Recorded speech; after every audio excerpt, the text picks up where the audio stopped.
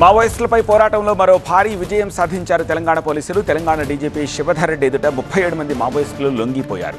లొంగిపోయిన వారిలో 3 రాష్ట్ర కమిటీ సభ్యులు Koyyala Sambaiah alias Azad, Narayana alias Ramesh, Somda alias Erra ఉన్నారు. మిగతా 34 మావోయిస్టులంతా కూడా ఛత్తీస్గఢ్కు చెందిన వారని చెప్పారు డీజీపీ. లొంగిపోయిన వారంతా తమ ఆయుధాలను కూడా అప్పగించారు. లొంగిపోయిన మావోయిస్టులు ఆజాద్పై 20 లక్షలు, అపాస్ నారాయణపై 20 లక్షల రివార్డు ఉంది. వీరితో పాటు లొంగిపోయిన మావోయిస్టులందరిపైన కలిపి మొత్తం 1,40,00,000 రూపాయల రివార్డు ఉంది. ఆ మొత్తాన్ని వారికే అందజేస్తామని చెప్పారు డీజీపీ. మిగతా వాళ్ళు కూడా ఉద్యమాన్ని వదిలి జనజీవన స్రవంతిలో కలవాలని పిలుపునిచ్చారు డీజీపీ. మావోయిస్టులు ఏ విధంగా బయటకు వచ్చినా ప్రభుత్వం అండగా ఉంటుందని భరోసా ఇచ్చారు. మావోయిస్టుల లొంగుబాట్లలో టాప్ లిస్టులో ఉంది తెలంగాణ రాష్ట్రము. పార్టీ పరంగా విభేదాలు, అనారోగ్య కారణాలు, ప్రభుత్వ ప్రోత్సాహం వంటి కారణాలతోటి వీరంతా వనాన్ని వదిలి జనం బాట పడుతున్నారు. ఈ 11 నెలల్లో మొత్తం 465 మంది మావోయిస్టులు పోలీసుల ఎదుట లొంగిపోయినట్టు చెప్పారు డీజీపీ. తెలంగాణకు చెందిన మరో 59 మంది మావోయిస్టులు ఇంకా అజ్ఞాతంలో ఉన్నారు. వీళ్లంతా వీలైనంత త్వరగా లొంగిపోవాలని కోరారు డీజీపీ శివధర్ రెడ్డి. కేంద్ర కమిటీ సభ్యులు తమకు టచ్లో ఉన్నారనే వార్తల్ని డీజీపీ ఖండించారు. తెలంగాణ రాష్ట్రానికి చెందినటువంటి వాళ్ళు 59 మంది అజ్ఞాతంలో ఉన్నారు. అందులో 5 సెంట్రల్ కమిటీ మెంబర్లు ఉన్నారు. వారు ముప్పాళ్ళ లక్ష్మణరావు ఎలియాస్ గణపతి, మల్ల రాజిరెడ్డి ఎలియాస్ సంగ్రామ్, తిప్పిరి తిరుపతి ఎలియాస్ దేవ్జీ, పాత హనుమంతు ఎలియాస్ గణేష్, బడే చొక్కారావు ఎలియాస్ దామోదర్, ఇంకా సెంట్రల్ కమిటీ సభ్యులు మొత్తం 9 మంది ఇంకా ఉన్నారు. మొత్తం సిపిఐ మావోయిస్టులు. అందులో 5 ఈ తెలంగాణకు చెందినటువంటి వాళ్ళు, 10 మంది స్టేట్ కమిటీ మెంబర్ ర్యాంకులో ఉన్నారు. ఈ 10 మందిని కూడా ఇంత త్వరగా బయటకు వచ్చి ఎంత మంచిదని చెప్పి మేము కోరుతున్నాము. మిగతా 5 సెంట్రల్ కమిటీ సభ్యులతో పాటుగా ఆనరబుల్ సీఎం గారు చెప్పారు. అట్లా మేము కూడా లాస్ట్ మీటింగ్లో కూడా చెప్పినాము, బయటికి రాండి, మీకు ఎట్లాంటి ప్రాబ్లం ఉండదు, మీకు ఇట్లాంటి సమస్యలు ఉండవు, మీరు ఏ రకంగా బయటకు వస్తారన్నది మీ ఇష్టం. ప్రెస్ మిత్రుల ద్వారా వస్తారా, మీడియా ద్వారా బయటకు వస్తారా, రెవెన్యూ వాళ్ళ ద్వారా బయటకు వస్తారా, ప్రభుత్వ ఉద్యోగుల ద్వారా బయటకు వస్తారా, లేకపోతే పొలిటికల్ మీకు తెలిసినటువంటి పొలిటికల్ నాయకుల ద్వారా, రాజకీయ నాయకుల ద్వారా బయటకు వస్తారా, ఏ రకంగా బయటకు వస్తారన్నది టోటల్గా మీ ఇష్టం. మీరు బయటికి రాండి. మీకు ఎట్లాంటి సమస్యలు లేకుండా, ఎట్లాంటి హెరాస్మెంట్ లేకుండా, సోకాల్ వేధింపులను ఏం లేకుండా మిమ్మల్ని ఆహ్వానిస్తున్నాం. సమాజంలో మారిన పరిస్థితులను దృష్టిలో పెట్టుకుని మిగిలిన మావోయిస్టులు కూడా లొంగిపోవాలని తన మాజీ సహచరులకు పిలుపునిచ్చారు ఆజాద్. కామ్రేడ్ మా స్టేట్ కమిటీకి ఉన్నట్లు కామ్రేడ్స్ ఇప్పుడున్న పరిస్థితిని ఆలోచించి ఇటు గవర్నమెంట్ కావచ్చు, ఇటు డిపార్ట్మెంట్ కావచ్చు, జనజీవ సాధిలో కలిసి పనిచేయాలని చెప్పి పిలుపునిస్తున్నది. ఆ పిలుపుకు అనుగుణంగా వస్తే బాగుంటుందని చెప్పి నేను కోరుతున్నాను. మరింత సమాచారం అందించేందుకు మా ప్రతినిధి ప్రణీత ప్రస్తుతం మనకు లైవ్లో అందుబాటులో ఉన్నారు. ప్రణీత, ఇంకా యాక్టివ్గా ఉండి అజ్ఞాతంలో ఉన్న మావోయిస్టుల సంఖ్య పోలీసుల దగ్గర ఉంది కాబట్టి డీజీపీ ఏమంటున్నారు? వాళ్ళు లొంగిపోయే అవకాశాలు ఏ మేరకు ఉన్నాయంటున్నారు? అలాగే ఇవాళ లొంగిపోయిన వాళ్ళ గురించి డీజీపీ మాట్లాడుతూ ఏమన్నారు? అయితే ఇప్పటి వరకు ఈ మొత్తం ఏడాది స్టార్టింగ్ నుండి ఇప్పటి వరకు తెలంగాణ పోలీసుల ముందు లొంగిపోయినటువంటి మావోయిస్టుల సంఖ్య అక్షరాల 465 మంది. సో ఏ రాష్ట్ర పోలీసుల ముందు కూడా ఈ స్థాయిలో మావోయిస్టులు లొంగిపోలేదు. సో మొదటి రాష్ట్రం తెలంగాణలోనే ఈ స్థాయిలో మావోయిస్టుల లొంగుబాటు ఉంది అంటూ కూడా ఆయన చెప్పారు. అండ్ సెకండ్ థింగ్, ఇప్పటి వరకు అంటే లొంగిపోయినటువంటి వాళ్ళు కాకుండా ఇంకా స్టిల్ యాక్టివ్గా ఉన్నటువంటి తెలంగాణ మావోయిస్టుల సంఖ్య చూస్తే 59 మంది ఇంకా ఉన్నారు, యాక్టివ్గా ఉన్నారు. వాళ్ళందరూ కూడా అండర్ గ్రౌండ్లో ఉన్నారు. వీరిలో 5 సెంట్రల్ కమిటీ మెంబర్స్గా ఉన్నారు. అంటే సాధారణంగా ఇప్పటి వరకు అన్ని ఎన్కౌంటర్లను పూర్తి చేసిన తర్వాత ఇప్పుడు సెంట్రల్ కమిటీలో ఉన్నది కేవలం 9 మందే. ఈ 9 మందిలోనూ మెజారిటీ ఆఫ్ ద పీపుల్ అంటే దాదాపు 5 తెలంగాణకు సంబంధించినటువంటి వ్యక్తులే కేంద్ర కమిటీ సభ్యులుగా ఉన్నారు. సో ఆ కేంద్ర కమిటీ సభ్యులుగా ఉన్నటువంటి వాళ్ళు కూడా తొందరగా ఆయుధాలు విడిచి జనజీవన స్రవంతిలో కలవాల్సిందిగా డీజీపీ శివధర్ రెడ్డి పిలుపునిచ్చారు. అండ్ సేమ్ టైం ఇప్పుడు గత కొద్ది రోజుల నుండి కూడా అటు ఆంధ్రప్రదేశ్లో కూడా ఇప్పటికే దాదాపు 13 మంది మావోయిస్టుల ఎన్కౌంటర్లు జరిగినటువంటి విషయాన్ని కూడా చూసాం. సో ఈ తరహాలో మావోయిస్టులకు సంబంధించినటువంటి లొంగుబాట్లు చూస్తే అనేక కారణాలు ఉన్నాయి మావోయిస్టులు లొంగిపోవడానికి. అక్కడ ఉన్నటువంటి కమిటీ సభ్యుల మధ్య ఏకాభిప్రాయం లేకపోవడం కావచ్చు, ఒకరితో ఒకరికి పడకపోవడం కావచ్చు, ఆధిపత్య పోరు కావచ్చు, అండ్ మెయిన్గా అనారోగ్య సమస్యలు కావచ్చు. సో దశాబ్దాల కాలం పాటు కూడా సాయుధ పోరాటంలో ఉన్నటువంటి వాళ్ళందరూ ఎప్పటి నుండో దాదాపు 80s 90s నుండి ఉద్యమం చేసినటువంటి వాళ్ళందరూ కూడా ఇప్పుడు వృద్ధాప్యానికి చేరారు. సో కేంద్ర కమిటీ సభ్యులుగా ఉన్నటువంటి వారు ఇప్పుడు చివరి దశలో ఉన్నారు కాబట్టి అనారోగ్య దృష్టిలో అయినా సరే వాళ్ళు మనం అడవిని వదిలి జనజీవన స్రవంతిలో కలవాల్సిందిగా డీజీపీ అయితే కోరుతున్నారు. సో ఇప్పటి వరకు లొంగిపోయినటువంటి మావోయిస్టులు అందరికీ కూడా జనజీవన స్రవంతిలో కలిసిన తర్వాత వీరికి సంబంధించినటువంటి పునరావాసం గురించి ప్రత్యేక కేర్ తీసుకుంటున్నాము, వారి మీద ఎంత స్థాయిలో అయితే రివార్డు ఉందో ఆ డబ్బును మొత్తం కూడా తిరిగి మావోయిస్టులకే చెక్కుల రూపంలో చెల్లిస్తున్నామంటూ కూడా డీజీపీ చెప్పినటువంటి వర్షన్. సో ఈరోజు 37 మంది మావోయిస్టులు లొంగిపోతే ఇందులో దాదాపు 34 మంది ఛత్తీస్గఢ్ ప్రాంతానికి సంబంధించినటువంటి వాళ్ళు ఉన్నారు. సో ఆ రాష్ట్రం నుండి వచ్చినటువంటి మావోయిస్టులు అయినా సరే ఇక్కడ లొంగిపోయింది తమ ముందు కాబట్టి వారికి కావాల్సినటువంటి రీహాబిలిటేషన్ అంతా కూడా తామే చూస్తామంటూ డీజీపీ చెప్పుకొచ్చారు. అండ్ రిమైనింగ్ ఈ లొంగిపోయినటువంటి మావోయిస్టులు ఇచ్చినటువంటి ఇన్ఫర్మేషన్తో రిమైనింగ్ సభ్యులు కూడా వీళ్ళనంత త్వరగా అడవి వదిలి జనం బాట పట్టాలంటూ కూడా డీజీపీ పిలుపునిస్తున్నారు. ఈ నెల 28న ఛత్తీస్గఢ్లో జరుగుతున్నటువంటి ఆల్ ఇండియా డీజీపీ మీట్ ఏదైతే ఉందో ఆ డీజీపీ మీట్ లోపే మొత్తం తెలంగాణ పోలీసులకు ఉన్నటువంటి టార్గెట్ని ఫుల్ఫిల్ చేస్తామంటూ కూడా ఆశాభావం ఆయన వ్యక్తం చేశారు. సో రిమైనింగ్ కేంద్ర కమిటీ సభ్యులుగా ఉన్నటువంటి 5గురిలో కనీసం 3గురిని ఈ వారంలోపు తమ ముందు లొంగిపోయేలాగా ప్రయత్నం చేస్తామంటూ కూడా ఆయన చెప్పినటువంటి వర్షన్. అండ్ వారితో కాంటాక్ట్స్ ఏమైనా ఉన్నాయా, వారు ఏమైనా టచ్లో ఉన్నారా అనేటువంటి ప్రశ్నకు మాత్రం డీజీపీ దాన్ని ఖండించారు. ఎక్కడ కూడా ఎవరు తమతో టచ్లో లేరు, కానీ జరుగుతున్నటువంటి పరిణామాలు అన్నీ చూసి వాళ్ళంతకు వాళ్ళు వచ్చి లొంగిపోవాల్సిందిగా అయితే డీజీపీ విజ్ఞప్తి చేస్తున్నారు. రైట్ ప్రణీత. ఇక ఒక వైపు పోలీసులు, మరొక వైపు ఈడీ, లేటెస్ట్ గా సిఐడి. ఐబొమ్మ రవిపై ముప్పేట దాడికి దిగారు అధికారులు. ఇంత పెద్ద పైరసీ రాకెట్ ని రవి ఒక్కడే రన్ చేశాడా? రవి పార్ట్నర్స్ ఎవరు? అతన్ని వెనకుండి నడిపిస్తోందెవరు? ఇప్పటిదాకా రవి వెనకేసింది ఎంత? ఈ ప్రశ్నలన్నింటికీ రవి నుంచి సమాధానాలు రాబట్టడానికి ప్రయత్నాలు చేస్తున్నారు అధికారులు. దానికి సంబంధించిన లేటెస్ట్ అప్డేట్ మనం చూస్తున్నాం. ఐబొమ్మ రవి 3వ రోజు కస్టడీలో కీలక పరిణామం చోటు చేసుకుంది. రవిని విచారిస్తూ ఉండగానే సిపి సజ్జనార్ సడన్ గా ఎంట్రీ ఇచ్చారు. రవిపై పలు ప్రశ్నలు సంధించారు. ఇటు రవి విచారణపై క్రైమ్ అడిషనల్ సిపి కొన్ని కీలక వ్యాఖ్యలు చేశారు. విచారణలో రవి పొంతనలేని సమాధానాలు చెబుతున్నాడని, లగ్జరీ లైఫ్ కి అలవాటు పడిపోయాడని, ప్రతి 20 రోజులకు ఒకసారి ఫారెన్ ట్రిప్ కి వెళతాడని, నెదర్లాండ్స్, ఫ్రాన్స్ లో కూడా సర్వర్ ఐపీలు ఉన్నాయని చెప్పారు. బ్యాంక్ అకౌంట్స్ ని పరిశీలిస్తున్నామన్నారు క్రైమ్ డీసీపీ శ్రీనివాస్. ఇక నిన్న రవిని 6 గంటలకు పైగా ప్రశ్నించిన పోలీసులు కీలక విషయాలు రాబట్టారు. రవి వెనుక 20 మంది టీం ఉన్నట్టు గుర్తించారు. అంతేకాకుండా వ్యూవర్స్ పెంచుకోవడానికి క్వాలిటీ కంటెంట్ కోసం ప్రత్యేక టీం ని కూడా నియమించుకున్నట్లు తేల్చారు. కరేబియన్ దీవుల్లో ప్రత్యేక ఆఫీసును ఏర్పాటు చేసుకుని తమిళ, హిందీ వెబ్సైట్లు, మూవీ రూల్స్ నుంచి సినిమాలు కొనుగోలు చేస్తున్నట్లుగా గుర్తించారు. ఇక లేటెస్ట్ గా ఐబొమ్మ రవి పైరసీ కేసులోకి తెలంగాణ సిఐడి ఎంట్రీ ఇచ్చింది. ఇప్పటికే రవి వివరాలను సేకరించిన అధికారులు బెట్టింగ్ ప్రమోషన్ కేసులపైన కూడా దర్యాప్తు చేస్తున్నారు. గేమింగ్, బెట్టింగ్ సైట్లతో రవికున్న సంబంధాలపై సైబర్ క్రైమ్ పోలీసుల దగ్గర నుంచి సమాచారాన్ని సేకరించిన ఇన్వెస్టిగేషన్ షురూ చేశారు. అయితే మనీ లాండరింగ్ పై కూడా ఈడీ దర్యాప్తు కొనసాగుతోంది.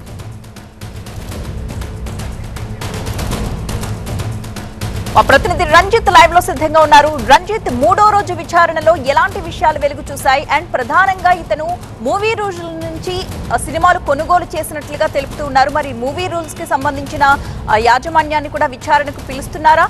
ఐబొమ్మ, బప్పం సీల్ చేసినట్లుగా ఇంకా మూవీ రూల్స్ పైన ఎటువంటి యాక్షన్ తీసుకోవడానికి కారణం ఏంటి?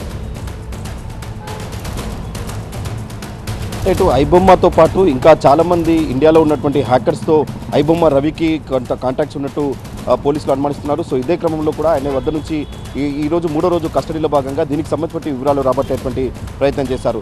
సో ఇక్కడ ఎథికల్ హ్యాకర్లతో కూడా ఆయన ఏదైతే ఈ దాదాపు 2 సర్వర్లను కూడా ఆయన పూర్తిగా డాటానంతా డిలీట్ చేశారో తిరిగి ఆ డాటాను ఎక్స్ట్రాక్ట్ చేసేటువంటి ప్రయత్నంలో భాగంగా ఎన్జిలా అనేటువంటి ఒక సంస్థతో ఎథికల్ హ్యాకర్స్ ద్వారా కూడా ఆ డాటానంతా తిరిగి రిట్రైవ్ చేసేటువంటి ప్రయత్నం చేస్తున్నారు. ఇతను చాలామంది ఇక్కడ మూవీ రూల్స్ కావచ్చు, తమిళ్ మూవీ రూల్స్తో కూడా ఇలా కొంత కాంటాక్ట్స్ ఉన్నాయి. సో వారి ద్వారా కూడా ఇక్కడ ఈ బెట్టింగ్ బగ్స్ని ప్రమోట్ చేయడం ద్వారా కొంత వద్ద నుంచి ట్రాన్సాక్షన్ జరిగినట్టు గుర్తించారు. ఇవన్నీ కూడా యూఎస్బిటీ రూపంలో ఆయనకు జరిగిన ట్రాన్సాక్షన్స్ కాబట్టి సో ఎక్కడెక్కడ ఈ డబ్బులన్నింటినీ కూడా మళ్లించారన్నటువంటి కోణంలో కూడా ప్రస్తుతం సైబర్ క్రైమ్ పోలీసులు దర్యాప్తు చేపడుతున్నారు. మొదటి రోజు, 2వ రోజు ఆయన పొంతనలేని సమాధానాలు చెప్పారు. కానీ ఈ రోజు కొన్ని కీలకమైనటువంటి ఎవిడెన్స్ అంతా కూడా ముందు పెట్టుకున్నారు. ఇప్పటికే దాదాపు ఆయనకు సంబంధించినటువంటి ల్యాప్టాప్ సీజ్ కావచ్చు, ఆ తర్వాత ఆయన మొబైల్ సీజ్ చేసిన తర్వాత కొన్నికి సంబంధించిన వివరాలని సేకరించిన తర్వాత దాని ఆధారంగా కూడా అతని వద్ద నుంచి వివరాలు రాబట్టేటువంటి ప్రయత్నం చేశారు. కానీ ఎక్కడ కూడా ఆయన ఈ హ్యాకింగ్కి సంబంధించిన విషయంలో నోరు మెదపని పరిస్థితి ఉంది. సో ఇదే క్రమంలో సైబర్ క్రైమ్ పోలీసులే ఎథికల్ హ్యాకర్స్ సహాయం తీసుకుంటున్నారు. ఎలాంటి టెక్నాలజీని వినియోగిస్తూ ఈ మొత్తం హ్యాకింగ్కి పాల్పడుతున్నారు. ఈ మొత్తం ఆయనకు ఉన్నటువంటి నెట్వర్కింగ్ స్కిల్స్ పైన కూడా ప్రస్తుతం మన వద్ద నుంచి వివరాలు రాబట్టేటువంటి ప్రయత్నం చేస్తున్నారు. దీంతో పాటు ఆయన గడిచిన 6 సంవత్సరాలుగా లావిష్ లైఫ్కి అలవాటు పడ్డాడు. ఇక్కడ ఐబొమ్మ స్ట్రీమింగ్ జరుగుతున్నటువంటి క్రమంలో బెట్టింగ్ బగ్స్ని ప్రమోట్ చేయడం ద్వారా పెద్ద ఎత్తున వచ్చినటువంటి డబ్బుల ద్వారా కూడా ఆయన లావిష్ లైఫ్ని అనుభవించారు. నెదర్లాండ్ కావచ్చు, స్కాట్లాండ్, ఫ్రాన్స్, యూకే తరచుగా ఇలాంటి ప్లేసెస్కి ఆయన వెళ్తూ ఉండేవారు. సో వచ్చినటువంటి డబ్బుల్ని కూడా ఆయన ఈ లావిష్కి ఖర్చు పెట్టాడన్నటువంటి విషయాలు కూడా ఇప్పుడు దర్యాప్తులో వెలుగులోకి వస్తున్నాయి. దీంతో పాటు ఆయనకు సంబంధించిన స్నేహితుడు నిఖిల్ పాత్ర పైన కూడా దర్యాప్తు చేస్తున్నారు. ఐబొమ్మ అక్కడ సైట్కి సంబంధించి కావాల్సిన పోస్టర్స్ అన్నింటినీ కూడా ఆయనే డిజైన్ చేశారు కాబట్టి నోయింగ్లీ చేశాడా, లేదంటే చాలామందికి ఆయన ఈ రకమైనటువంటి వెబ్ పోస్టర్ డిజైన్ చేశారు కాబట్టి అందులో భాగంగా స్నేహితుడు కాబట్టే చేశాడా. సో ఇలాంటి వాటిపైన కూడా ప్రస్తుతం పోలీసులు వివరాలు రాబడుతున్నారు. దీంతో పాటు కొన్ని డౌట్ఫుల్ ట్రాన్సాక్షన్స్ ఇటు నిఖిల్తో కావచ్చు, ఐబొమ్మ రవి సోదరితో కూడా ఉన్నాయి కాబట్టి బ్యాంక్ అధికారులు కూడా ఇంకా పూర్తి స్థాయిలో స్టేట్మెంట్ కోరుతూ లేఖ రాశారు. దాన్ని వచ్చిన తర్వాత ఎలాంటి నిధులు ఇటువైపు మళ్లించారన్నటువంటి అంశంపై కూడా ఫర్దర్గా సైబర్ క్రైమ్ పోలీసులో కొంత క్లారిటీ వచ్చేటువంటి అవకాశాలు కనిపిస్తున్నాయి. ఒకవైపు సైబర్ క్రైమ్ ఆఫీస్లోనే ఆయన విచారణ కొనసాగుతుండగా హైదరాబాద్ సిపి సజ్జనార్ ఇక్కడికి వచ్చి ఐబొమ్మ రవిని దాదాపు 45 నిమిషాల పాటు ఆయన విచారించారు. ఆయన వద్ద కూడా ఆయన కొన్ని పొంతలు లేని సమాధానాలు చెప్పడంతోనే ఎథికల్ హ్యాకర్లు కావచ్చు, ఎన్జిలా లాంటి ప్రతిష్టాత్మక సంస్థ సహాయం తీసుకొని ఈ మొత్తం ఆయనకు ఉన్నటువంటి టెక్నికల్ స్కిల్స్ కావచ్చు, ఏ రకమైనటువంటి హ్యాకింగ్కి పాల్పడ్డారు, ఇంటర్నేషనల్ హ్యాకర్స్తో కూడా ఆయనకు పరిచయాలు ఉన్నాయని చెప్తున్నారు కాబట్టి సో వీటన్నిటికీ సంబంధించిన ఫర్దర్ ఇన్వెస్టిగేషన్లోనే ఇవన్నీ తెలియ అవకాశం అయితే కనిపిస్తున్నాయి. ఎథికల్ హ్యాకర్లను దాదాపు 8 మంది ఎథికల్ హ్యాకర్ల ద్వారా కూడా ఆయన ఐబొమ్మ రవికి సంబంధించి ఆయన ఏ రకమైనటువంటి నెట్వర్కింగ్ స్కిల్స్ ఉన్నాయి, ఆ తర్వాత ఈ మొత్తం హ్యాకింగ్కి పాల్పడేటువంటి క్రమంలో ఎలాంటి చర్యలు తీసుకున్నాడన్నటువంటి అంశంపై కూడా ఫర్దర్గా ఎన్జిలా కావచ్చు, ఆ తర్వాత ఎథికల్ హ్యాకర్స్ ఇచ్చేటువంటి రిపోర్ట్ ఆధారంగా కూడా ఫర్దర్గా ఆయన అదనపు కస్టడీ కోరుతూ దాని ఆధారంగా కూడా విచారణ చేపడతామనేది కూడా సైబర్ క్రైమ్ పోలీసులు చెప్తున్నారు. సో మొదటి నుంచి కూడా ఆయన కొన్ని ప్రశ్నలకు పోలీసులు అడుగుతున్నటువంటి హ్యాకింగ్ రిలేటెడ్ అడుగుతున్న ప్రతి ప్రశ్నలకు కూడా ఆయన పొంతన లేని సమాధానాలు చెప్తున్నాడు. 2 రోజుల పాటు పోలీసులు ఆయన వద్ద నుంచి వివరాలు రాబట్టేటువంటి ప్రయత్నం చేశారు. ఈరోజు స్వయంగా కొన్ని ఆధారాలను ఆయన ముందు ఉంచి ప్రశ్నించేటువంటి క్రమంలో కూడా పొంతన లేని సమాధానాలు చెప్పడంతోనే పోలీసులు ఎథికల్ హ్యాకర్స్ కావచ్చు, ఎన్జిలా లాంటి సంస్థ సాయం తీసుకుంటున్న పరిస్థితి అయితే కనిపిస్తోంది. Right, thank you Ranjith. తెలంగాణలో గ్రామ పంచాయతీ ఎన్నికల దిశగా వేగంగా అడుగులు పడుతున్నాయి. ఇందుకు సంబంధించి రిజర్వేషన్లపై రాష్ట్ర ప్రభుత్వం జీవో విడుదల చేసింది. సర్పంచ్, వార్డు సభ్యుల రిజర్వేషన్ల విధి విధానాలు ఖరారు చేసింది. రిజర్వేషన్లు 50% మించకుండా మార్గదర్శకాలు జారీ చేసింది. కులగణన ఆధారంగా వార్డు సభ్యుల ఎస్సీ, ఎస్టీ, బీసీ రిజర్వేషన్లు కల్పించబోతున్నారు. కులగణన ఆధారంగా బీసీలకు సర్పంచ్ పదవుల్లో రిజర్వేషన్లు ఇవ్వనున్నారు. 2011 జనాభా లెక్కల ప్రకారం ఎస్సీ, ఎస్టీలకు సర్పంచ్ పదవుల్లో రిజర్వేషన్లు దక్కనున్నాయి. సర్పంచ్ పదవులకు రిజర్వేషన్లను ఆర్డీఓలు ఖరారు చేస్తుండగా ఎంపీడీఓల ఆధ్వర్యంలో వార్డు రిజర్వేషన్లు ఖరారు కానున్నాయి. 100% ఉన్న ఎస్టీ గ్రామాల్లో అన్ని వార్డులు, సర్పంచ్ స్థానాలు ఎస్టీలకు మాత్రమే రిజర్వ్ చేస్తుంటాయని ప్రభుత్వం స్పష్టం చేసింది. గత ఎన్నికల్లో రిజర్వ్ చేసిన వార్డులు లేదా గ్రామాలు అదే కేటగిరీకి మళ్లీ రిజర్వ్ చేయకూడదని జీవోలో ప్రభుత్వం పేర్కొంది. 2019 ఎన్నికల్లో అమలు కాని రిజర్వేషన్లు యథాతథంగా కొనసాగవచ్చని వివరించింది. ముందుగా ఎస్టీ రిజర్వేషన్లను ఖరారు చేసి తర్వాత ఎస్సీ, బీసీలకు రిజర్వేషన్లు కేటాయించనున్నారు.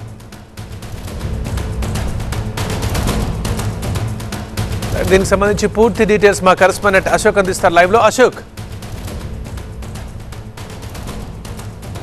46 జీవోలో చాలా కీలకమైన అంశాలు అయితే పంచాయతీరాజ్ శాఖ వెలువడించిన పరిస్థితి మనకు కనిపిస్తుంది. అనేక మార్గదర్శకాలు అయితే దీంట్లో ఉన్నాయి.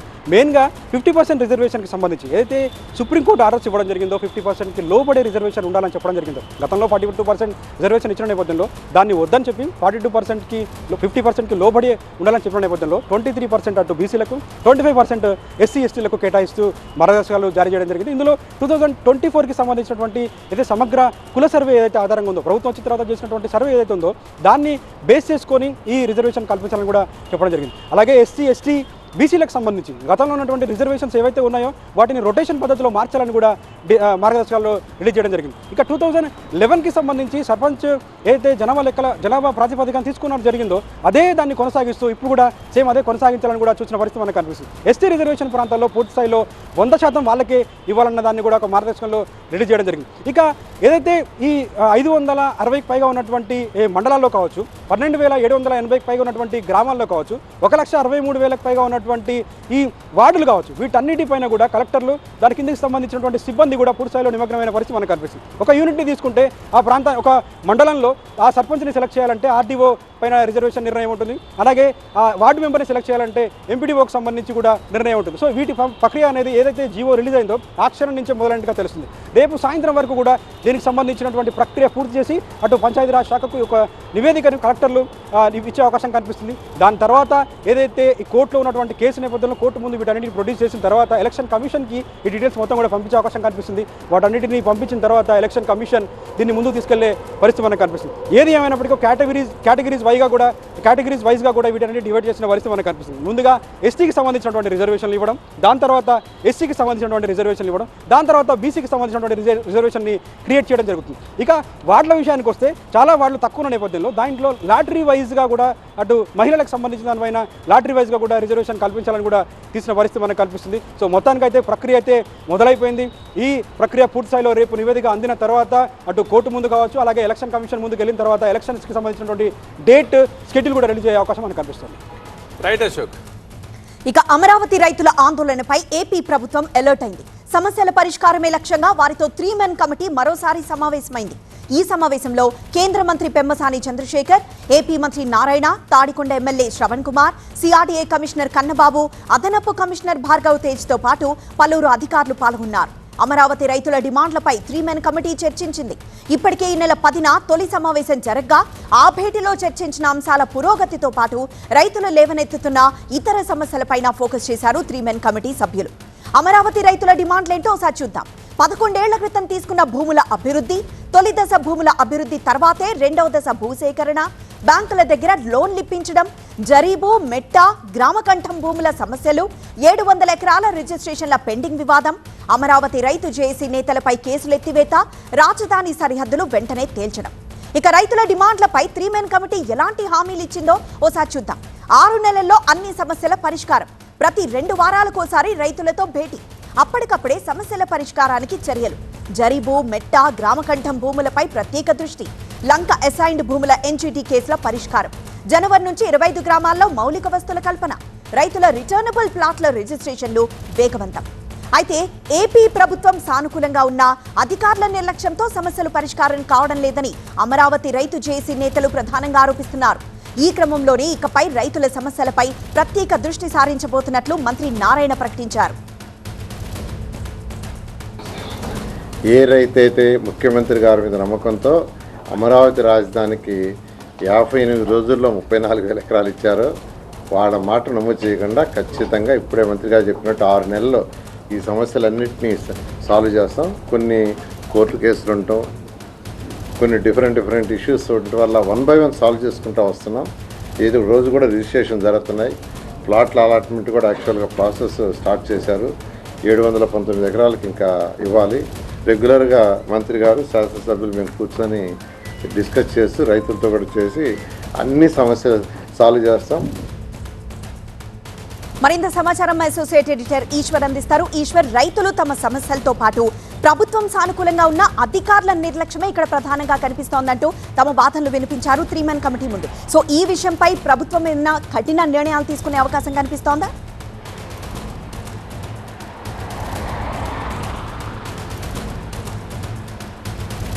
కఠిన నిర్ణయాలు తీసుకునే అవసరం కూడా అక్కడ అవసరం లేదు. ఎందుకంటే చాలా చిన్న విషయాలే సాధారణంగా అందరికీ తెలిసిన విషయమే. ఆంధ్రప్రదేశ్ రాష్ట్ర ప్రభుత్వానికి అత్యంత ఫ్లాగ్షిప్ ప్రోగ్రాం, అత్యంత ప్రతిష్టాత్మకమైన, అత్యంత ప్రాధాన్యత కలిగిన కార్యక్రమం అమరావతి రాజధాని నిర్మాణం.